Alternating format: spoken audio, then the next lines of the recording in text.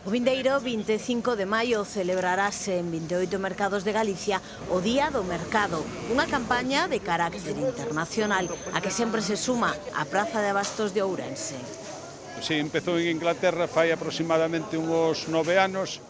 e, como sempre, pois, os ourensás, a Praza de Abastos de Ourense, ha estado sempre aí. E, de feito, o próximo sábado acompañarános o conselleiro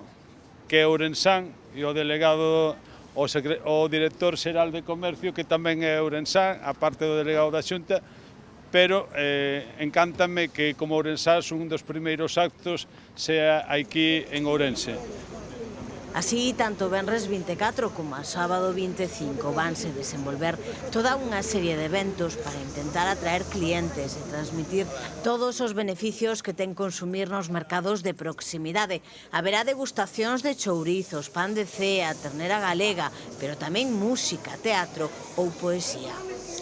Por a miña parte, poñer en valor o traballo dos praceiros, o produto de proximidade, a relación de confianza co seu cliente, co cidadán, que é unha cosa que temos que manter, e animar a veciñanza de Ourense a que pasen estes días, que se aproximen, que merquen no noso mercado, que merquen os seus produtos e que disfruten destes 2 días.